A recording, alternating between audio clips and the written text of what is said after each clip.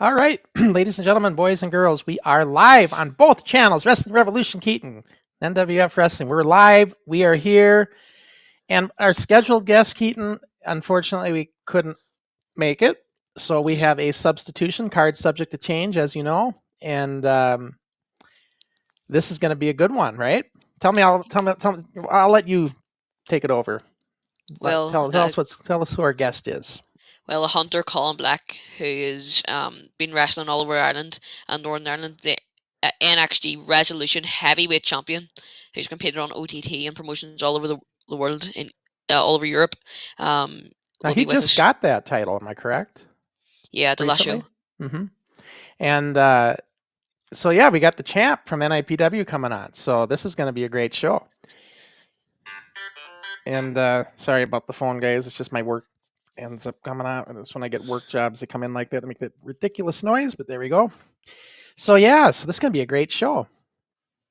I'm really looking forward to this. I love talking to the NIPW guys just because I have a soft spot for that. Just because of even though I give Canary Kid a hard time on forward, I still think highly of you guys over there. So even though he's disrespectful, the rest of them, John McCann, Ben Nelson, my favorite, they've got a good attitude, right? What has John Connecticut just ever threw done to be somebody. disrespectful? John just threw somebody out of the bar. Did you see that? Getting out of the line. Now that's what I'm talking about, right? What is it, sir?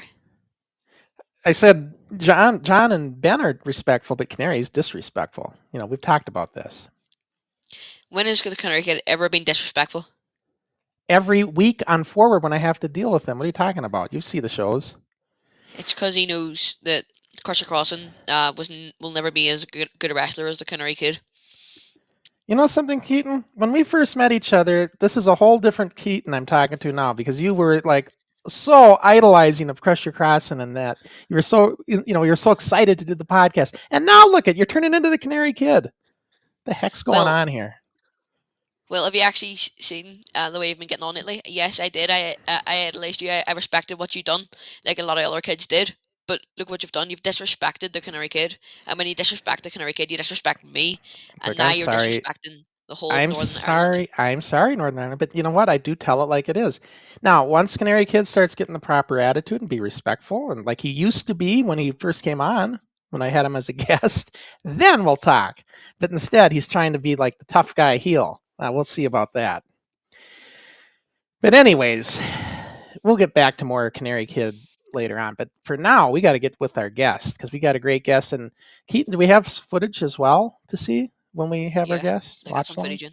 Yeah. So this will be. And like I said, it should be a fascinating um, show and interview and everything. So I'm really looking forward to this. So without any further ado, let's get to our other screen here, and we'll bring in our guest that we've got.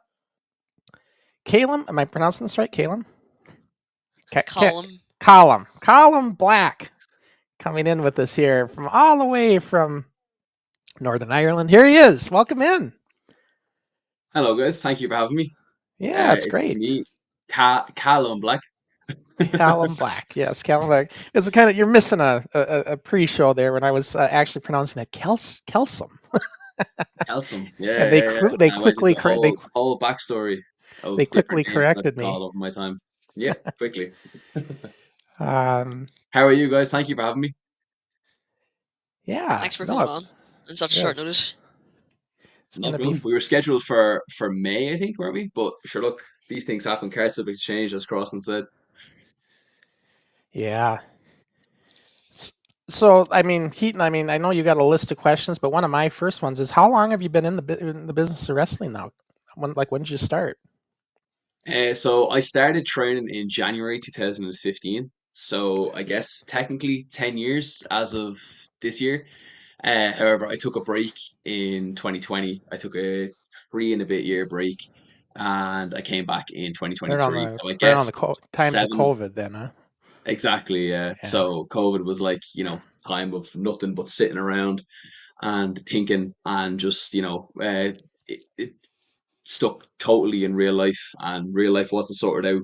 So unfortunately, something had to give, and it was wrestling. But if I'm being honest with you, it was the best thing I ever did.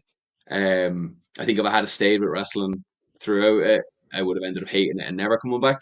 But I think I was in enough of a headspace to know that I had to step away, figure things out, and I'm back now, healthier mentally, healthier physically, and enjoying it so much more.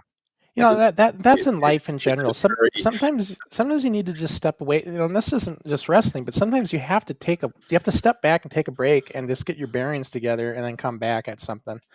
You know, I've done that absolutely. myself many times over the years. So it's Hmm. like it's healthy to do that. So like Yeah, we just definitely. said, It, strangely enough, it's something that I recommend everyone do. Even if it's for like a month or something, just make sure you're in the right space, you're going the right way you want to go. Because at the end of the day, if once you leave the building and if things aren't going the right way outside the building, they're going to eventually reflect on how you are in the building. So it's just always important to keep yourself in check and keep everything kind of fresh mentally, fresh physically, and then when you're in there, it'll all come out. sure. And guys, I just want to say hello to some of our viewers here. I see Caden Smith. Isn't that's one of your? Is that a friend of yours, or is that one of the junior trainers? I can't No, remember. he's not one of the junior trainees. He's So, someone different. so somebody that Keaton knows, a friend. And Yeah. then the 1 minute wrestler with Jesse Jackhammer. He's somebody we've seen plenty of times, right? Hello, Jess. Yeah. So say hello to those guys. And yeah, so Keaton, I know you got questions just burning away. So, Lay 'em on me, Colin, Keaton. what initially drew you to professional wrestling? Was there a specific wrestler that inspired you, or a specific match, or what was it? So I started watching wrestling through actually I played the games before I started watching wrestling. Games like Here Comes the Pain. And then it kind of just led me to figure out where it was coming from. And I remember watching a SmackDown on a Saturday morning and I saw John Cena for the first time. And John Cena was doing the Togonomics gimmick and I was really into Eminem. I was like, oh, Eminem with muscles up there kicking ass. So I was instantly drawn in. And the thing that I remember specifically the most is he was wrestling Rene Dupree, and Rene Dupree was doing the jumpy thingy majiggy. And I remember he was doing that, and I was like, "Oh, it's so disgusting! I hate this guy." And then John Cena went to hit the five knuckle shuffle, and he did Rene Dupree's thing, and I remember just thinking, "Oh, what he's doing his thing! That's the coolest thing ever." So the funny story I say is that I'm into wrestling because of Rene Dupree. The real story is I'm into wrestling because of John Cena and that at the time. And then from there, it was like, oh well, that was on Saturday. What's happening next week? And then the next week, and then the next week, and then the next week. And then as I got older, it wasn't really like that cool anymore between my friend group. So I became like a silent watcher. I wouldn't talk about it with anyone. And then CM Punk debuted on ECW, and I was like, this guy is so cool. Like this is it now. This is so cool. So he got me back in, and then again the same cycle repeated of not really having anyone to talk about it with. And then CM Punk did the pipe bomb, and suddenly I went to school the next day, and suddenly everyone was talking about CM Punk exposing wrestling and making everything so real. And oh, wasn't it so cool what CM Punk did? And I'm like, oh my god, people are talking about it now, and I got straight into it again. It only lasted for a few weeks, but it stayed with me my whole life. And then at that point, once that happened, I was like, I don't care. I love this. I'm talking about it with everyone. It doesn't matter to me anymore. You know, that's the And thing. just, CM Punk, he really blurred the lines, and that's what made I it think so that was it interesting. too. Yeah, I think it was because, like, in Ireland anyway, the reputation was, it was, what everyone says, it's fake. Yeah. So when CM Punk came out and did that pipe bomb, everyone was like, "Whoa, whoa, this is actually a real thing." He went out and said this on TV, and everyone then was interested. Yeah, And wasn't I that like think what the mic's that, off, mic's not working, right? The whole yeah, thing. Yeah. exactly, yeah. And it was like, "Oh, they turned his mic off because he was exposing WWE." Yeah. So I always, it's always been a part of my life, and it's something that I've always loved. And I guess just kind of, I never fell out of love with it, but it was something I kept up with on the side because it wasn't as popular. And then every time it got popular, it was something that I was so open about. And then kind of, so it was just a cycle here and there. But now I don't care. Now I just tell everyone I love it. And it's like, yeah, this is my thing. And if you don't like it, go find your thing. Yeah, well, it's funny you talk about Rene Dupree, because not many people would be inspired by Rene Dupree. Like, most people wouldn't even know who he is. But would you maybe get, like R-Truth does with John Cena, would you maybe get some of your influences from the likes of John Cena or Rene Dupree in your wrestling style? I I don't think I get many influences from them. I think the people I get influenced most by are people that kind of are the same build or stature or the way that I like to move. So like someone who I really look up to when I started wrestling independently was Pete Dunne. He's someone who I just thought he moved perfectly. He sold perfectly. He worked perfectly. He was a fantastic heel. He always had amazing matches. Um, and then another person was Samoa Joe. Just have someone that big can move that quick and be that explosive and have that style of wrestling that I really enjoy, where it's explosiveness and it's quick and it's a fight and it's real and you feel it every time you're in there watching a Samoa Joe match. Um, Another guy was Chris Hero. Chris Hero, in my opinion, is the best wrestler in the world, simply because of the way he moves, simply because of the way, like that when he came back and had that run in the independents, nobody was touching him at that point. He was having match after match after match, and it was just incredible every time. I Who think else? you mentioned Like I, Samoa Joe, but what? Now, correct me if I'm wrong, but wasn't Ring of Honor? Isn't that where he kind of got his noticed initially? so that was where he had his like first kind of big major like Right. recognition run, like, and that wasn't something that I found in Ireland. Like I said, I was Because I totally remember, I remember WWE. seeing it in Ring of Honor, and I knew when I seen him, I thought one of these days he's going to make it to the WWE. Yeah, Yeah, yeah, but like that, like I only discovered true independent wrestling probably when I was like 17. Like I'd heard of like these guys coming from the indies in WWE, but at the time, WWE was very cagey about the indies. So it was always like, if you're an indie guy, you're wrestling in front of three people in bingo yeah, halls, and like, it's not something you actively go and seek out. But then when I discovered independent wrestling through New Japan and Prince Devitt, actually, which is, if it comes up later on, we can talk about it. I found the early Ring of Honor days and early Japan and early PWG, and that was when I was like, oh my god, this is like a totally it's a world bigger than I initially thought. yeah. And then through discovering the early Ring of Honor stuff, I just fell in love with so many different styles, so many different people, and then it just completely changed your perspective of wrestling. For old school guys like me, Ring of Honor is the closest thing to it. I don't know if they still do, but they used to start out with the handshake and a lot of just very Mm-hmm. traditional things. Mm-hmm. Yeah, from what I've watched from previous bits, they really were like such a fantastic alternative for people that weren't really invested in the WWE product at the time. They're still going strong now. They have with the AEW connection, but I just think like that early era was just perfection.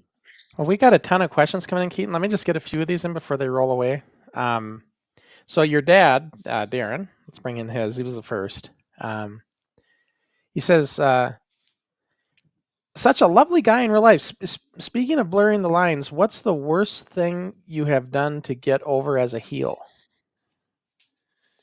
I mean, I don't know if I got over or not. uh, Probably taking someone's fizzy orange and throwing it around the crowd, and then getting in the ring and immediately feeling really guilty about it because fizzy drinks are really sticky. Um, so worst thing I've done to get over as a heel. I don't know. I mean, I guess cursing's pretty bad, isn't it? Yeah, yeah. I mean, depending on the crowd, right? Depending on the atmosphere. If you're in a bar, this, cursing's this, part of the this is norm. it. But Like, I don't know is the honest answer. I think it kind of just depends on what you're feeling out there, how the crowd is reacting, how the match is going. Um, yeah, but like I said, I don't know if it got over. It just immediately sank me. and then Wrestling But yeah, Insider's got oh, another one. He says, "What's the biggest crowd you have wrestled in front of?" probably the National Stadium. So a sold out National Stadium holds 2,200 people, I think, That's a good. 2,200. That's a hell of a good So crowd. Especially for Indy. yeah, so Yeah. that probably is definitely the biggest crowd. Yeah, I mean that's nothing. That's certainly a big crowd. I mean, for the indie business. It definitely, especially in because Ireland doesn't really have any other mid-range venues. Like, it either goes from a place that holds 500-600, a place that holds 2,200, to then the Three Arena, which is our national arena where all the big names come for concerts and stuff, which I don't even know how much that holds. But there's no other mid-range. So it's like bronze, silver, and gold. There's nothing else in between, you know what I mean? So So as the um WWE, they've come to until OTT Ireland. sells out the Three Arena. When WWE comes to Ireland, Keaton, where do they go? Yeah, I went to one of their shows, and they went to the Three Arena, and then one Mhm. one that's closer to where I live in Belfast, the SSE Arena they would go to. Okay, Yeah. yeah. I figured they'd go to a bigger venue. Now, and then last one, Keaton, and I'll set you loose again. So the three, For, so just sorry, just on that there, the Three Arena is our biggest venue. Like, I don't, it holds thousands upon thousands. It probably holds like a good few thousand. Like, it's where all yeah, of the singers and all come. yeah, that would be a place you would think that they would go. Either that or some kind of an outdoor venue, but then you got to deal with the weather. So, um, Wrestling Insider, would you go to Japan if offered? Definitely, Japan is like probably my number one destination to go. Like, I think in terms of places like WWE, they're places that I would love to go. But I always said that I would love to go to Japan beforehand because I just think there's so many people that have gone to Japan that have learned so many different tricks of their trade. Like, uh, Finn Balor, Prince Devitt, is someone who we all look up to. He went that route. Jordan went that route. Maxer went that route, and then we have LJ Cleary at the minute, who's in Noah, who is doing unbelievable things, who's gone that route. Um, and from I wasn't there when Fergal went. I wasn't there when Sean went. I wasn't there when Jordan went, but I've been there when LJ went. And seeing LJ go and come back, he's just turned. He's phenomenal beforehand, but seeing him since he came back from Japan has turned him to like 5 times even more phenomenal. So I just think Japan would be the best destination to go in terms of just getting better. Yeah. Yeah, it's like you said, a lot of guys make it going through there, and they either that or they get a reputation coming out of there. Mm. You know. Mm. Oh, Session Mott as well. Session Mott went to Japan, Did and you? Session Mott, yeah, she was Didn't know that. in Stardom, I believe. Oh yeah. Hope I'm right in saying that. Sorry, Martina, if I got the promotion wrong. But she went to Japan and she came back fantastic as well because, like I said, I guess most people go to Japan and they go for these hard hitting, strong style matches, and she went over with her character and she just completely made it such a different thing to look at, and she became a an even better wrestler than she is already. But I think she even came back and she knew then everything, knew other ways to get across her character and stuff. It was just, I just think anyone that I know that has gone to Japan and I've seen change, they have always changed to become not even better, but just phenomenal. Yeah. And how did you begin your training, and what were some of the early challenges you faced? So I started training in January 2015. I went to Main Stage Wrestling in Dublin, which is now no longer. It's was taken over. Well, it wasn't taken over. It went under. Didn't go under. Sorry, it was shut down. And Joe and Paddy and Paul opened the School of Irish Wrestling. So that's where I've trained since 2019, I believe. Um, I went because I was finished school and I still had wrestling in my head. I was like, I want to be a wrestler, I want to be a wrestler, I want to be a wrestler. This was before I found like, the independent scene. I spent ages looking for a school in Ireland and Main Stage came up. Um, I found out that there was a wrestling company called Wrestling.ie who no longer run shows, but they were running a show in Drogheda where I'm from. And I rang and I said, "Hi, can I come down? I just want to talk to one of the guys there. I want to start wrestling." And he invited me down to the show, and I got chatting to Joe Cabray. And Joe was like, "Yeah, come down to Main Stage. They have an open session at some stage in the new year. So come down, try it, and see how you get on." And that's what I did. I went down to an open session. It was on a Saturday, and I just immediately fell in love with everything that became involved with wrestling. Like, because I guess when you watch it, you don't know how technical everything is, and then when you get involved with it, you see how technical it is, and I just fell in love with the process of it. And some of the challenges that I faced, I guess like I guess how fit you have to be is one of them, because like it's a different type of fitness. Like I was always gym fit, but I was never really wrestling fit at the beginning. So Yeah, so there's a there's sense the of endurance you need. That to exactly. get through a match, you'll get winded otherwise. Gas, they call it gassing out, Mhm. right? So it's what happens Yeah. when people aren't prepared for it hmm or they're new. But yeah, like that I think that was really kind of the only thing. Like wrestling, it's easy when it's easier, sorry, when you are listening and when you are paying attention and you're actually actively listening and you're trying to break everything down. It becomes a lot easier than it does if you just kind of go and you're like, yeah, I'm gonna do some wrestling moves today. It's I guess that to me is kind of where my mindset was, where I'm traveling an hour and a half to get here. I'm paying money for it. I want to make sure I'm leaving with a better person than I walked in. So, I guess when you break it down like that it makes things a lot easier. But man, the only way you can get fitter is by getting fitter and by doing it all the time. You know what I mean? So that was definitely my biggest struggle. And obviously, you were talking there about training at the School of Irish Wrestling. How long did it take you to get on a show on the OTT? So I got onto my first OTT show. God, I have all my matches here in a doc. My first OTT show was actually the Contenders show that they did. The very first Contender show they did in 28th of May 2017. So at the time, that was held after a camp with Mainstage Wrestling. We all had heard rumblings that because OTT at the time was ginormous, and there was so many fantastic big names coming in, but there was also a lot of us training at the school.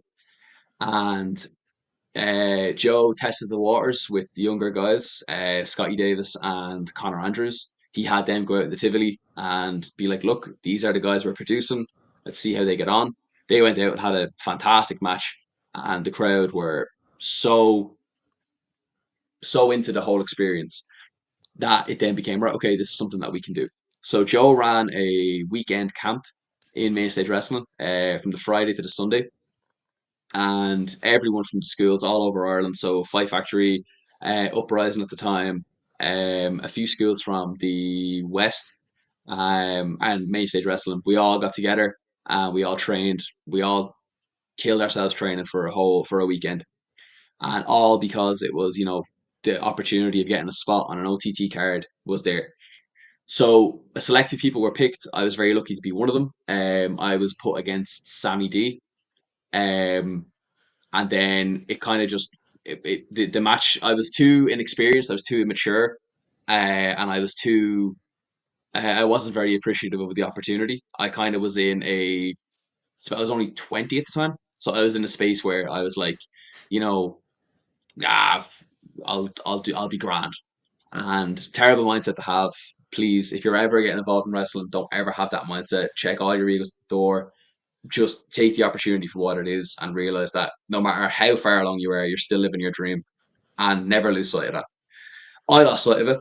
It didn't go great on my account. And I had another match then on an OTT card a month or so later. Again, same problem. I kind of lost the run of myself a bit. I wasn't training. I wasn't in the gym. I was so out of shape. And it then became, okay, you got to step away. So, I then got back on Contenders a year later. And then from there, it snowballed into getting onto the main shows in Belfast, to then getting on the main shows in Dublin, to then getting onto the stadium.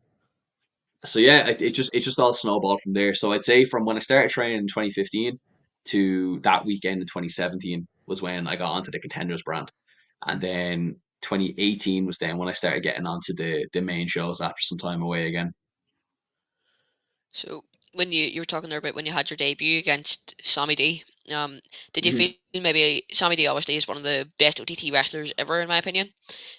hmm If there was OTT Hall of Fame, he'd probably be a two-timer. But hmm it, obviously with you having your first match against him, did you feel a lot more safer being in the ring with someone so well experienced? Yeah, so that was my OTT debut. my actual debut was like in wrestling in general was 2000, it was like September 2015. I think from that point to that point, I had only had a handful of matches because there wasn't a whole lot of shows going on around at the time. Like there's maybe one every 2 months or one every 3 months. Um, so being put with Sam was a great experience. He's someone who like he's been around for ages. He's always the guy who's put up against the imports. So when I got the opportunity to go against him, I was like, oh, I'm gonna be like, this is gonna be great. Like I couldn't be in there with someone better. Like as I said, I was still very new to the business. I made a lot of mistakes in the match, but like that, you probably couldn't even tell because Sam was so good at being able to rein me in and bring me back to speed and keep me safe. And yeah, I guess I was super happy to be in there with someone like Sam because, like you said, kept safe, got through it no problem. Whatever mistakes were made were just that mistakes. They don't matter at the end of the day. It matters how you go forward with them. So yeah, definitely. When you're wrestling at OTT, obviously the crowd are known for being a bit more rowdy, maybe than NIPW or other places. Um, how Yeah, was it? I don't know. I've heard you in NIPW, man. You're quite ready yourself. So, what was your experiences wrestling in front of the fans at OTT? Um, from like my first match or just in general? Just in general. In general, they're fantastic. Like we're so blessed with Irish crowds in general because they're so interactive and they're so there to push you to be better. Like I can't explain it without just wanting you to be in there experiencing it. Like we're just so blessed with Irish crowds. We really are. Like they are always engaged. They're always listening. They're always interactive. They're there to support the show and to make the show better. And that's just it's there's nothing better you could ask for.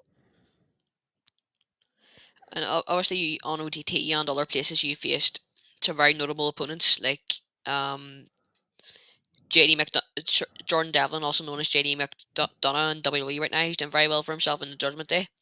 Uh, so who do you think's the Mhm. best wrestler you've ever faced? Best wrestler I ever faced. I mean, it's got to be Jordan, right? Like I'm looking here at some of the people I faced, and I've been very fortunate to face some fantastic imports. Like my first one was Carlos Romo.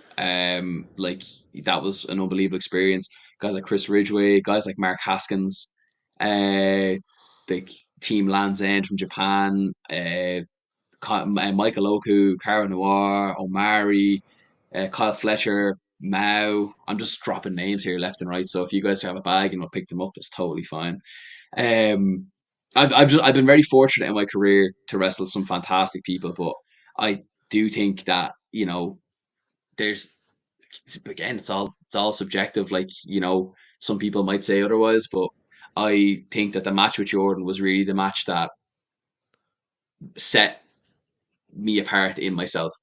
Like that match was super important to me personally because I was at a point in my life where I was going, I need to see if I can elevate myself to that next step.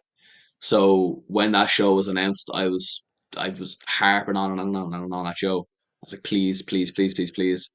And I think Jordan was the one that eventually went to him. And it's because Jordan used to take classes in the school. Jordan went to him after one of the sessions that we did, and he said, "Yeah, me and him." And then I was like, oh my God, fantastic. Joe sent me the graphic and I was like, oh, this is amazing. And it was immediately met with like, oh my God, this is amazing. To suddenly then, oh my God, this is actually happening. Oh my God, oh my God, oh my God. Like it then was then a lock in phase where I was like, right, I'm not missing any training sessions. I'm not missing any gym sessions. This is my moments that I'm going to have with myself that is just going to tell me everything I need to know. If I get in there and I don't feel it, then I know that I'm not meant to be doing this. If I get in there and I feel it and I smash it, I know this is for me. And thankfully, hopefully, Keaton, you will agree if you've seen it. I went in there and I did exactly what I wanted to do, which was smash it. And I proved to myself that I belonged, that I could compete at a high level. And I think it gained me a lot of support from fans as well. That were like, right, okay, this guy can go at that next level. Yeah, And then and Keaton, before you go on, let me just get a couple questions in here because I don't want to lose them. And it's scenic spots. One of our regular commenters says, Caleb, do you feel do you all feel pride and excitement when someone you trained with gets a call up for the likes of Noah or Stardom? Yeah, 100%. Like, how can you not? Like, it's someone that you know and have shared a ring with, and they're getting this opportunity to make their dream a reality. Like, how there's nothing that that can do but motivate you and make you so happy for them. And I think the big thing though is it just makes you believe as well that it's a reality. Like, if they can do it, you can too if you put in as just as much work as they did. So there is a pride, there is an excitement, there's a joy, and there's also a fire lit under you because it's like, right, okay, this is something that's possible. This is now Yeah, somebody who I can look at and see exactly what they did, how they did it, how I can replicate it and get to their same level. So right. And yeah, that's 100%. for if everybody's wondering, that's where the competition is in wrestling. Everybody, like it's not a competitive sport, but it's competitive in nature that you're competing with each other to be the best you can be. Mhm. And that's a sense of competition in this business, friendly competition in most cases, but Mhm. it's 100%. it definitely is there, and it's always been there. It's been there back in the 40 years ago. I can remember it in the locker rooms with Eddie Sharkey. You know, everybody's wanting to be the best they can be in that ring. Mhm. That's always the case. So Mhm. but you It's you the same know even when you're training. Like, I think I remember yeah LJ said at one of the classes that we were doing together, he was like, I remember used to I like always looking at someone like that, like, but like we're all best mates, and like my best mates, I look at them and I'm go, okay, right, they did that really well. Okay, right, how can I do that better? And it's not me sitting there going, do it's me going, okay, right, I want to get that, I want to get that too, and I want to be on the same level as you. But then like that, then your mate could see it and go, oh, they're doing that same thing as me, I got to do better than that. And then it's like, oh, well, I want to do that better and that better and that better. And before you know it, then the two of you started here, and then you're both up here, and it's yeah saying, oh, look how far we've come, look how much better we've got from each other. So I and do the think like yeah wrestling's and the product great for that aspect. benefits. The product benefits in the long run. Exactly. Like the fans are the ones that get the payday. Um, Yeah. Scenic Spots also says, who did you wrestle at the main Irish stadium? Were you more nervous for such a big event? So, like, who'd you So wrestle the and were you National nervous? Stadium. So I've had two matches. I've been very fortunate to have two matches in the National Stadium so far. The first one was a six-man tag, and I was tagging with Trent Seven and Speedball Mike Bailey, and I was facing in a six-man tag against Cara Noir, Michael Oku, and Omari. Uh, I was super nervous for that one, for that first one. Like, it was the National Stadium for us is the big goal. Like, that's OTT at the current moment. That's our WrestleMania. That's the moment where so many people who maybe not have seen an OTT show before give it a chance because it's in such a big arena, and you have that in your mind constantly. There's 2,200 eyes on you. You don't want a single one off you. But also, it's an opportunity for us to get to work with people that have been all over the world that have made this full time living. So that's in your head too of going, okay, I want to make sure that I can keep hang with these guys. So, and then my second one that was in the show just gone was a scramble match, and it was against Keane Noonan, who's one of my best friends in wrestling, LJ Cleary, who's someone I really look up to, Igla Blanc, who is doing unbelievable things in French wrestling and all over the world now, Moose, and then me. So like, I'm Moose, current TNA X Division champion. He's been all over the world. He's had so many fantastic matches and so many fantastic moments. Just showed up on NXT there the other week. Like, yeah, I it's saw it's that. it's it's crazy to think about. But yeah, like they're the ones that I wrestled, and I was absolutely breaking it. Especially I think for the last one more so than the first one, because I'm constantly in a state of myself of feeling like I have to prove to myself that I am okay and that I'm doing good and that I can do it. So when I got that call, I was like, "Oh my God, right? Okay, these are all like those four guys are like the top at the top of the top at the minute. So if I'm in there, I got to prove that I got to prove that I can belong again." and just having that competition with myself makes me nervous, but it's a good nervousness. It's a nervousness that I want to do well. I don't want to get complacent ever. I want to always be nervous. So that way I know that I'm pushing myself to that max level. And then UMCW just says saw you at the local Rumble. So he's just making a comment. And then Mighty Molly Great. I was also there. says, are you looking forward to to an adult show at the Malone Rugby Club? I believe the one that's been announced coming up here. Yeah, I 100% am. I was talking with Nathan about like the plans for upping the show's productions, upping the show's uh like capacity for the crowds, and like I just think that with the energy that is created in the Lions Den dojo is second to none. I can't imagine what adding like what is it 5, 10, like, what 5 times the capacity is like. It's gonna be crazy. I really am looking forward to it. I really hope that it's gonna be as hectic, as crazy, as engaging as the underground shows. And I'm very fortunate, and I feel very proud and very lucky to be the one leading the charge. Um, I just hope now it's going to be the start of something fantastic. I think NIPW are doing great things for Northern Irish wrestling. Um, I just think it's going to be the start of something very special. Hopefully, And Caleb, can you show that belt a bit better so we can see it? Because I don't know if we got a good shot of it yet. But that's it's the propped up at the minute. So this is the NIPW Heavy Resolution Heavyweight Championship. yeah, that's a nice looking belt, isn't it, Keaton? Oh yeah. Yeah. Beautiful. You should see it from where I am. And then I'm gonna bring us into the watch long screen, guys, so we can keep asking questions, but I'm gonna at least get some so we can see some footage and everything. So I'm gonna jump over here. NIPW. I'll adjust My this arrival audio here a little was bit. seen as an exhibition. All right, go ahead, Keaton. You can keep where I asking questions. realised Fire the away. potential for great. So how do you prepare for a match, both physically and mentally? So physically, it's a lot of NIPW training. had You got to keep training. You got to make sure that you're physically fit. You got to make sure that you're strong. So there is What I the am gym. There is what I am. the So just keeping in touch what with I training. am is the greatest Um, threat to NIPW. Sorry, is there any chance you can get that audio a little bit lower, just because it's throwing me off? Is it really It's loud? CALUM Black. Make it a little quieter. It's not really loud. It's just throwing me off. How's that? It's A little better? Yeah, better. Yeah, I can just hear myself talking and hear myself talking. That it's um yeah. So you physically prepare by just going to training as much as you can. Make sure you're keeping your skills sharp. Make sure you're keeping yourself physically fit and strong, so that way you know that you're fully prepared. Keeping your conditioning strong and high, so that way you know that no matter what happens in the match, you're going to be able to get through it. Mentally, I guess it's just kind of preparation for what you're about to put your body through. Preparation for preparing for the unprepared, I guess, is a good way to put it, because you don't really know what's good. Like you don't really know what's going to happen when you go out there.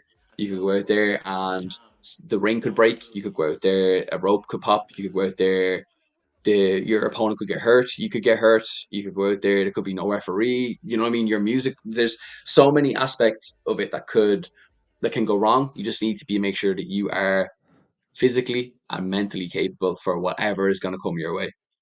So the way you prepare is for preparing to be unprepared. And then what we'll have here is what's coming up next for CALUM Black on the next shows. Yep, I see that. And there's some still pictures in here. Here's And- me winning the title. So How do you Paige Valentine.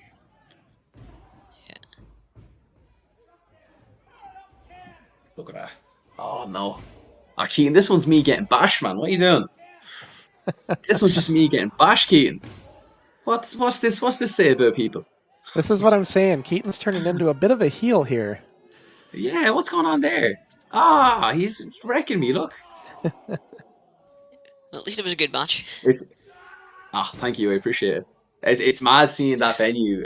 What it used to look like. The work that Nathan and all the lads down there have done on the venue and improving the quality of their shows is second to none. Like, Yeah, you can really noticed tell it. there. I've noticed it from this earlier footage to where it is now. It's really changed. Yeah, I guess that's why I'm so excited about working with NIPW, because like you can tell the investment is going in. You can tell. Oh, there we go. Mhm. There's me doing some stuff now. You can tell that they're really investing in their product. You can tell they really care. And I think that makes all the difference in the world when you're working somewhere and you know that every single person cares. It just makes you want to be even better because you want to Uh, make sure that you are putting in the same effort as they are. And not only that, but when you have your venues getting sold out within less than a day, like that it's been happening here, Yeah. that's just something telling you that you need to get into a bigger venue. You need to get to where you have more seats so that they can then see what you can do. So I'm glad this Malone Rugby Club's coming up, because this is going to be a great opportunity now to get more people in that, to see these shows. You know. Yeah, definitely. And with the talent that NIPW are putting out, and they have Drew Onyx, they have Corbin, they have Andy from Power Pro Wrestling. I hope I'm saying that right. But they have Andy the Wildman coming from Scotland. They're really putting in the effort, and like I'm super appreciative for them for giving me a space and an opportunity to work, and a Yeah, space and opportunity to share locker rooms with guys like that. absolutely. As Cool. NIPW is growing up, obviously, like you're saying there, how do you feel about the current state of Irish wrestling in general? It's the best it's ever been. Genuinely, like it's so healthy. There are so many young up and comers that are absolutely killing it. Like we're so fortunate to have Irish wrestling in the state that it's in at the minute. Like there's so many promotions, so many people putting on shows. Like I said to you before, you were lucky to get maybe one show a month, or maybe one show every 2 months. But now we're at a point where there are promotions in Cork, Limerick, up the north, Dublin. Um, I'm sure I'm forgetting other places, but it's just kind of what's come to mind there. Then there's so many promotions with so many different people, and you're getting to work with all these new people. Whereas before, you might have worked the same six people all over Ireland for one company that was running a show every month. You know what I mean? Yeah. But like that, even you got young trainees. Like I'm not 100% sure about the current young trainees that are in NIPW at the minute, but they had a kids showcase Hmm. where like it was incredible. Like seeing kids that young doing stuff like that was insane. Down in our school we have guys like young Dara. He is probably the best up and comer that we'll see in the future. He's going to have a massive, massive, massive blow up. Um, and there's so many other guys down at Fight Factory, so many guys up with NIPW, so many guys with Titanic, so many guys with Hard Knocks, so many guys with like everywhere. It's the best it's ever been, and I'm so happy that I came back, because I think if I was watching it from the sidelines, I'd be raging with myself that I wasn't involved. Yeah. No, I relate to that. Believe me. It's like Yeah, for somebody like me who's my time's come and gone. I really envy seeing you guys, because it's like you still have the itch to want to be in the ring, but it's just I've that opportunity for me. Somebody like me is no longer really. You yeah. just start to get to point. And, like I could do it, but I don't want to be a 65-year-old Ric Flair type thing. I don't like that look, right? I want to remember Flair for what he was, right? So Uh-huh. it's like, Well, I think yeah, I think that's the beauty of how healthy it is at the minute. Like it's if anyone has the passion and the energy and the drive for it, they could start their own promotion. They could start, their own, like what you guys are doing, their own interview sites, their own, writing sites. There's all. I think it's so healthy, and it's in such a yeah. good state now that no matter what avenue you want to take, you can be involved in wrestling, and you can get your passion and your energy and your drive out in some way, and there will be people there to listen and people there to do the interviews, and it's just I, I'm just so lucky and I'm so fortunate to be in a position where it's so healthy. Yeah, and it's nice that you know that, and you're very appreciative of that. You Mm. you you realize this, and you're not afraid to say it, and that's Hmm. that's that's just finding your inner self, and knowing who Yeah, you are. So which yeah. is really a good thing. Here's a question, Keaton, we got from TZS videos. Again, somebody that's commented plenty of times before. Keaton, do you have a dream of taking that belt from Calum someday? Hmm? What do you say about Um, that? yeah, well, suppose so. Whoa, whoa, whoa, Um, whoa, whoa, Nah, whoa, whoa. you're not convincing me, Keaton. You're not What getting happened to anywhere with that what happened attitude. to the Wrestling Revolution Keaton that Come tells on. me that I'm no good? I want to hear that, Keaton. That's not what I want to hear, Keaton. Do that again. yeah, well, I think I could take that belt from CALUM Black any day. There we go. Yeah, That's what I that's want better. to see. That's what I want to hear. See, it's funny. It's funny, Cam. He's afraid. He's not afraid to talk to me like that, but he was a little afraid there. He's a little intimidated, I would say. That's because he's seen what I can do firsthand. He's the Yeah, first person that I shout at when I come through. yeah. We're putting you on the CALUM spot, Keaton, but it's all good. and CALUM, obviously, you're known for your hard hitting style in the ring, sort of a ruthless style. Um, how would you describe? How would you describe your own I suppose style in the ring? Did I break up a bit there? Sorry, you broke up there. How would I describe my style in the ring? Yeah. Yeah. Yeah, sorry, just that's it. That's how would I describe my style in the ring? Yeah, okay. So, I guess just like that, the bruiser style. It's this like the impactful, explosive. Things can come from out of nowhere. Everything that I do has an impact. Um, just hard hitting. You know, it's something that you know when you get in there, you're gonna hear noise. You're gonna you're gonna see some hard hitting stuff. Like There's no other word to explain who it. would you I guess hard hitting, who would you explosive. compare yourself to? Like if you had to say, if there's somebody out there that's made it, this is kind of who I'm like. Who would you say that would be? Hmm. Oh man, I don't know. I don't want to say because then it's like Or it's at least well, you have similar I traits. You don't have to be the same mean, exact, I but guess, I guess, I guess I try and replicate the guys that I mentioned before that I really looked up to. You know, guys like Pete Dunne, guys like Samoa Joe, guys like Chris Hero, um, guys like Roderick Strong, guys that I've watched, and at some point I have gone, oh my god, how are they doing that? Like the strength that it takes, the explosiveness it takes, the the the impact that it takes. I guess it's just people that make wrestling real. You know what I mean? Like it's the thing that's like, oh, this is a fight and something can happen from anywhere. That's the stuff that interests me, and that's the stuff that I try and replicate with my style. yeah, it's funny. It's funny you mention that because back in the '80s when we were doing NWF, the big push then was WWF, the glitz Mm. and glamour entertainment thing, all for the kids, Yeah. which I hated. I was part of the fan of the NWA and the AWA, and this is real, and we're going to put a hold on, and it's going to be a headlock, and you know Mm. the grit of wrestling, and that was where I was at. But all my friends and everybody else, they were all on that WWF bandwagon. Mm. Where it's just I like think, entertainment and everything, and yeah, I didn't like it at the time, but it was where mhm. everything was going at the time. You know. This is it. This is the beauty of wrestling. It's subjective. You know, like one of my best friend, CJ West, his whole thing is he's a peacock. He comes out and he dances and he's flamboyant and he will get in the heads of his opponent with his magical hips. And it's not that it's not my style. It's just something that I can't get away with. Yeah. And it's something that he can do, and he does it very well. And like that, it's not that I don't like it. It's just that that's somebody who maybe looks at me and goes, "Ah, I don't want to see just some lad hitting some lad and doing these moves. I kind of want to be entertained a bit." All of a sudden, La La La comes on, out he comes dancing his little hips, and suddenly they're like, "This is the best show I've ever been to in my life." Right. Someone might see my style or his style and then go, this isn't wrestling. What is this?" And Right. then somebody like Zack Sabre Jr. will come out, they'll do all these fantastic holds, all these fantastic like these displays of pure wrestling. And it's like, oh my god, this is what I wanted to see. Thank God the guy with the hips and the guy with the singlet and was throwing people around is gone. This is what I want to see. Yeah, Yeah, absolutely. that's the thing I love about wrestling is like it's total variety. And I think like that people see WWE and they immediately go, oh, that's all wrestling is. That's all. I don't care about that. I'm done. And You know. that's what's good about it Whereas, today, because you can make the variety where like it's not being dictated by just one promotion like the WWF Mhm. back in the day, trying to guide that Yeah, direction. Now you got a little bit of variety. But I got to bring this comment in, you guys.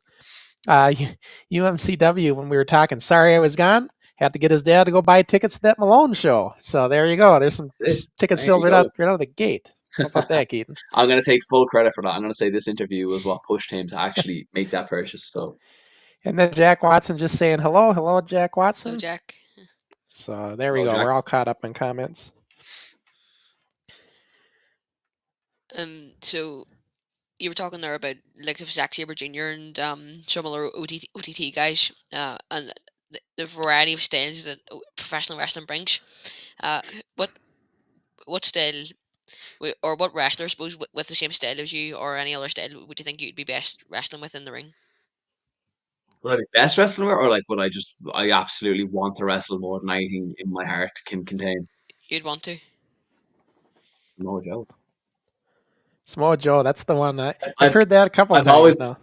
yeah, I don't know what it is, and I think it's just like I've always loved his style, but then the more that I've actually gotten older and watched wrestling, like the more I'm just like, oh my god, like every match he has in some capacity is absolutely fantastic. This Um, all makes sense but now like, with your style of how you like, you want it to be uh, real, feel real, and knowing Samoa Joe and yeah, his style, this all makes but like sense. Yeah. my favorite match of all time. Sorry, my favorite match of all time is him and Kenta Kobashi because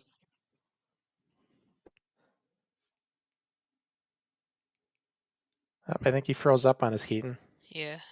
We'll see. Maybe he'll come unfrozen. Or he's just going to reconnect. We'll see.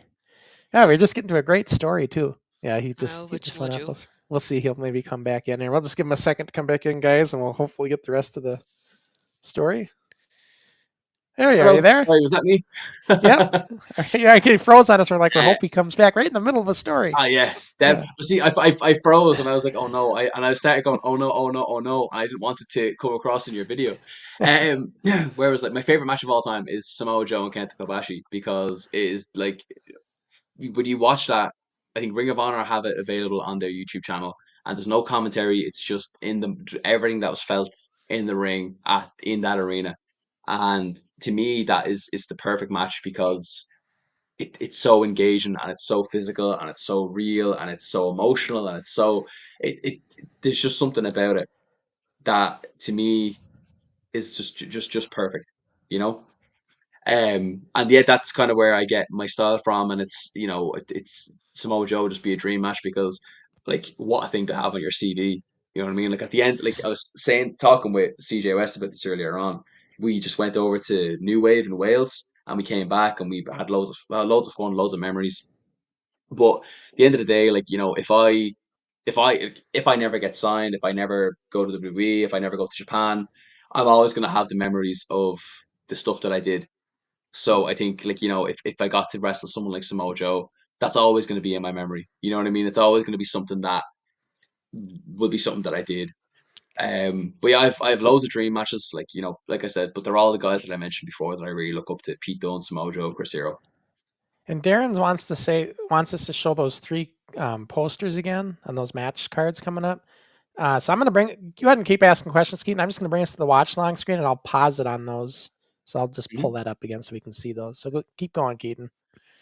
So at the stage in your early career, how do you feel that your in ring style has evolved from the early days to now? I think I've definitely just leaned into kind of more of what I actually am. I think at the start I tried to be a real wrestler's wrestler. I tried doing like, going hold for hold. I tried, doing loads of fast, quick running maneuvers, and it never, it never clicked with me or the people. And if it's not clicking with you, it's not going to click out there. So, like I said, I went away after this two things and contenders, and I had to actually think, what wrestler am I? What wrestler do I want to be? I came back then and I had a match against Connor Andrews, and like that, I leaned more into the style that I'm doing now. A lot of power moves, a lot of strikes, and it's things started clicking then.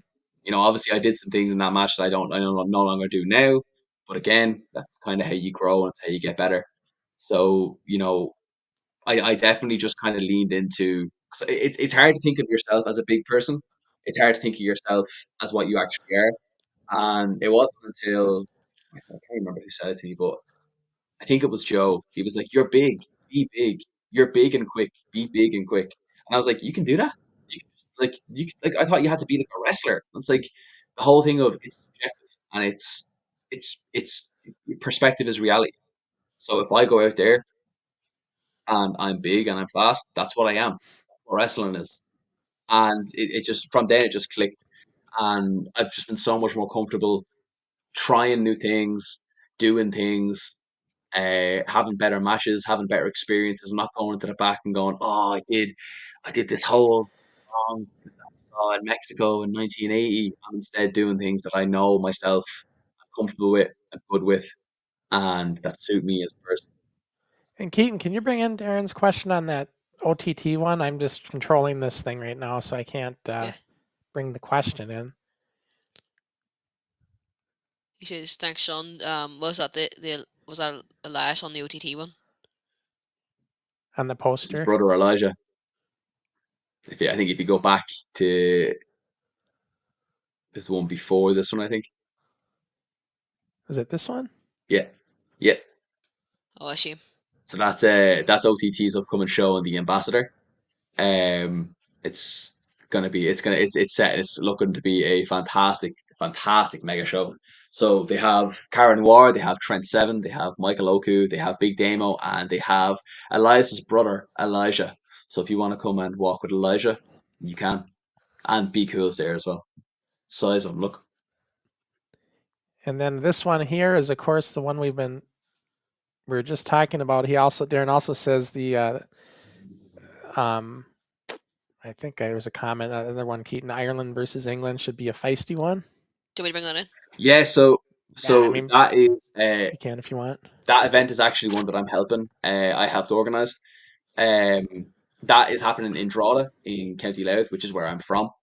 Um, it's something that I approached Joe with ages ago. You know, the whole thing with wrestling is you get better the more you do it, and the more shows there are, the better you get. So I thought, why not try it in my own hometown? Sure. My hometown is it's probably one of the biggest towns in the smallest county, and there's never really not a whole lot of events that go on in the town. Like they try, there's the Drogheda Comedy Festival coming up. There's the Drogheda Arts Festival that comes up too, and I think the town is crying out for things to do. We're in a weird position at the minute where all the shops that are getting shut down because of the high rates are being turned into vape shops, phone shops, coffee shops, and there's nothing to do in the town if you don't smoke, break your phone, or drink coffee. So but I did like that too. We'd have fantastic places like bars and restaurants and beautiful things to see. And I'm hoping that people take a chance in this event, and I'm hoping that people will travel for this event. Drogheda's the perfect spot for people who live in the north. It's only an hour down the motorway. It's the perfect spot for people that live in the south. It's only an hour away from Dublin on the motorway again. There's trains, buses, everything goes through it. So I'm just hoping there that it's something that people will take a chance on, people will come to. And, you know, selfishly, I want it to do well because it's in my hometown.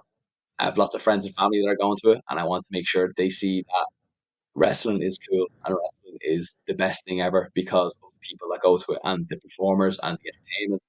And yeah, we're doing Ireland versus England. Come on, man. Come support. And then we have to bring this in too, then, because since we've talked about all three, if I can get to it here, let's see. There we go. Here we go. The debut in the Malone Rugby Club for NIPW, I guess, right? Is that right, Keaton? I don't think they've ever been there, right? No, they've been there before. Oh, they have been no, there suppose before. You're right. Okay. I suppose you're right because it's NIPW's debut, but NXG have been there before. So NXG was there. Okay, so yeah, but like the first of many, hopefully, of what we're gonna see, and you know, more big event. What the thing's playing? I thought I had it on pause. Sorry, guys. But it's actually playing. It's kind of hard. I don't normally stop the videos like this. So I've never done this before. But anyway, let's get back to our regular screen. Anyway, Darren, I blame your dad on this one. He threw us into that screen. I'll give Darren a hard time later on. But yeah, no. Drew Onyx coming to NIPW is huge. I did a seminar and a show. I actually wrestled Drew Onyx before in 2016, I want to say 2017. I wrestled him in main stage in the 20th of August 2016. I wrestled him in a tag match. I was tagging with Joe Cabray, who was the American Warrior, and I tagged against Drew Onyx, facing Drew Onyx and Rocky Mack. So, you know, it's going to be great to see Drew again nearly 10 years later. And you know, he's done so many cool things in wrestling. Like he runs the Torture Chamber Pro Wrestling Dojo in Canada. He has helped a bunch of Canadian guys get noticed and signed with the WWE. He does a great seminar, and it's gonna be a great show. Hopefully with his help and influence. I believe he has one of his trainees coming with him too. I think that's the other guy on the poster. But then like that too, we have Andy Roberts coming, Andy the Wildman. He's a fantastic Scottish talent. He's going to make a great impact in the show, and then of course we have Corbin too, the one of the biggest stars in Northern Ireland at the minute. So it's shaping up to be a really good show. Yeah, I mean that should be a lot of good wrestling coming up here, huh? In Ireland. So or Northern Ireland, however you wanna, whichever part they're in. But yeah, it should be great. Keaton, did we get through all your questions, or do you still have more? I'll still have some more. All right, let's get rolling on those. What specific aspect of professional wrestling are you wanting to improve on? I guess in this day and age, we're very much in the content age of wrestling, especially on an independent level. We're very fortunate that we have so many avenues to get our name out there. But I guess the one that I struggle with the most is probably the social media aspect in terms of putting myself out there. But I guess that comes with character and it comes with knowing what you're about. I'm starting to get a good run with the Sabretooth, with the Hunter. I guess it's just kind of about figuring out where I can go with that from where I'm at, how I can improve it, how I can tweak it, how I can make that something that people look at and immediately know and gain interest in. So that comes with developing my character. It comes with developing my social media content. It comes with all those aspects. So I'm hoping now this year is the year that I start, figuring out how to properly get that across. And obviously, you've been a big part of OTT wrestling, doing a lot for their promotion. What's your favorite part of working in the promotion, or what's your most memorable part of working in the promotion, brother? I guess the opportunities you get, like you get, if you're in a good position, you get the opportunity to work with some of the best in the world. Um, but even if you're not wrestling with them in the ring, you're backstage with them and you're picking their brains and you're getting to talk to them and you're getting all sorts of advice from them in any aspect. And if you're wrestling on a card with someone like Big Damo, let's say, and you may not be working with Big Damo, but Big Damo is there, so you can go up to Big Damo and you say, "Hey, listen, if you have the time, would you mind watching my match?" And Damo is so good. He's the best locker room leader anyone could ask for because he will make a point to go and watch your match. And then you'll come backstage. He'll give you two or 3 minutes to cool off and cool down. And then it's straight away, here's everything that I could see. And I've been very fortunate to have lots of people like that in the locker rooms that have taken their time to watch my match, give me feedback. Because at the end of the day, people they're all over the world. They've been to WWE, they may have been to Japan, they've been everywhere, and getting the chance to pick their brains, and maybe they see something, they go, "Oh, that reminds me of that time that Shawn Michaels told me this," and then that's then passed on to you. And it's like, well, I'm going to do this because Damo told me that Shawn Michaels told him this. You know what I mean? Mm-hmm. So I guess the opportunity to get better, not only in ring by working with people, but being backstage and actually listening to people and getting to ask questions. Right, and people that give you real advice, constructive criticism, not just fluff, not just saying, "Oh yeah, it was good." You want to hear what you need to improve on. So you want to hear Yeah, exactly. real feedback, right? That's the way I look at it anyway. So, have you achieved all you want to achieve in pro wrestling, or is there more to achieve for CALUM Black? There's so much more, man. There's so much more. So much more. I don't think it will ever end. The stuff that I want to do. Like, I want to been very fortunate to wrestle abroad in Germany and Spain. I want to wrestle more places. I've been very fortunate to, get very good matches in OTT. I want even better matches. Been very fortunate to be a champion in NIPW. I want to be champion everywhere. You know what I mean? It will never end. Is the honest question. Um, I I don't know when I will be. I'll be able. I don't know when or if I'll be able to say I've done everything I want to do. But all I know is I'm going to enjoy trying to get everywhere that I want to get to at this point. And I have to ask, and as a follow up to that question, Keaton, I don't know if we covered it or not, but have you ever been to North America, and do you have any desires to come to America at all, or Canada? Or have you? I've never wrestled or been to North America or Canada. I absolutely would love to, of course. You know, there's so many promotions out there doing fantastic things. It's a whole other audience. You know, it's a whole new audience to learn. It's a whole new what's the word I'm thinking of? Not them. Is demographic the right word? I don't know. But Demographic, yeah. it's all brand new, and it's all people that I've never worked in front of before. That if I go out there at my first match, I'll be able to know exactly what works for this type of crowd, what works for that type of crowd. It's something that absolutely would be on my radar to do. And what's next for the Hunter, CALUM Black? Hunt the world, man. Travel the world, hunt the world, get as many places as I can, have as many good matches as I can, raise my stock, raise people's eyes, raise eyebrows, get people to have their eyes on me. Just get better every day. If I can if I can get 1% better every day, by the end of the year, I'll be 365% better than I was. That's the goal, man. What advice would you give a young trainee wrestler starting out in pro wrestling? That guy. Have fun. Have fun with it all, and listen. It's it's very easy to get caught up in wrestling, and it's very easy to look at what you don't have. But if you are in a wrestling school and you have a ring and you are training every week, you are living your dream. If you have wrestled one show, you are living your dream. You are doing what you saw on TV when you were a kid. You're doing what you played with your wrestling figures. You're doing what you play with your video games. You're doing it.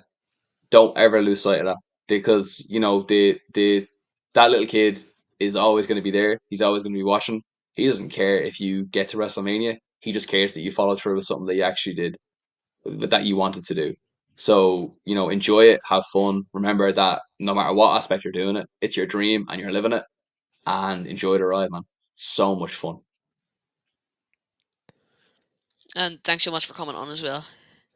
No Yeah, it's problem, man. Thank you for having me. been a fantastic interview, and I think we've all learned a lot here. I know I have, being in North America, I'm not as familiar with all you guys. So for Mhm. me, and I know all of our NWF fans and viewers, and again, we get a good round of people watching us live, but we get most of our views on both of our channels in replay. So I know a lot of people will Mhm. be catching up on this later on. It's just this day and age, Hopefully they all enjoyed. Yeah, I know. Yeah. Yeah, it's taking time away. But it's been a fantastic interview, and I do have one question. So, like, I don't know if we asked it, Keaton, but now that you have the NIPW heavyweight champion, who do you want? Who does your character want to face next? Like, who do you see yourself getting in the ring next to make a title defense, other than what's already scheduled? Is there anybody on the horizon? Well, I'm facing Half Dan on Saturday Yeah, in the last Underground show. He's someone who I've had my eyes on. You know, he's a great trainee, up and comer. You know, he's doing fantastic things. It's going to be great to share the ring with him. Um, Wrestle John McCann, I guess Canary Kid would be one that I'd be looking at. But in terms of, you know, people that I want, I've got the top prize in NIPW. You know, it should be people should be you should be asking people if they want me. I'm at that point now where I know that I'm the hunted, but it's my land now. I'm gonna protect it. You gotta come with everything, you know. yeah. I know because that belt was gone for a while, right, Keaton? Or at least from the area for a while. It's like it took a while, and then finally it's made its return, right? Yeah, well, Steve Savage wasn't showing up for a while after, because he lives in Dublin, so far away. Obviously, it was hard for him to get down, and he was the Yeah, champion, so it was hard for him to get down. But then Chris Mercer took the belt and defended it a lot, so now it's back in action, better than yeah, ever.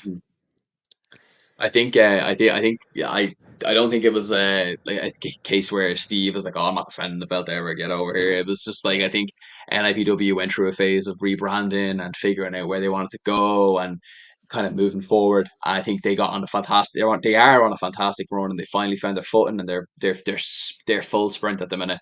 So, you know, I think it's a case now where it's, you know, they have things to build on. They know what they're doing. They know where they want to go, and it's so yeah. much easier to do when you're looking forward, you know. Oh, absolutely. Well, it's been a great interview. Again, thanks so much for joining us. And No problem, guys. Thank you for having me. and Keaton, we're just going to slip over to our other screen here quick to go over what's coming up. What's up next, we call it. And what we got coming up next, what is next? It's going to be Forward, right? As our next show. So as I mentioned, and I know you caught the show, Keaton, big announcement. And this announcement relates to not only the NWF, but NIPW. This is a kind of a big announcement for both leagues, if you will. Brands, I should say. Brands a better way to put it. And this is going to be a great announcement. I cannot wait to make this announcement. I know Canary Kid's curious. I know you're curious. And I'm looking forward to seeing this. I don't even know what it is. You haven't told anybody. You've just I kept it to yourself. I haven't even told Dixie Dave. I know I've been being very hush hush, and a special guest, if you notice too. So yeah, this is going to be exciting stuff. And of course, Forward, we do air that on both channels. So those of you over there in Ireland, you can catch it on Wrestling Revolution's channel if you're already subscribed them over there, and then of course NWF channel. So that's going to be a big one. I'm looking forward to that. And then on your next show, we're bringing in Luxury Lane, the guy who started NWF with me back in the day. This is going to be Lane's a great interview, and he's a hell of a talker. So this should be a good interview. I know he's looking forward to it. I just talked to him last week. So he the thing with Lane is, when we were kids, we were about the same size. Now he's a monster. I mean, I'd look up to him. I couldn't. I don't think it'd be a very fair match today. Yeah, I'm very excited for this one.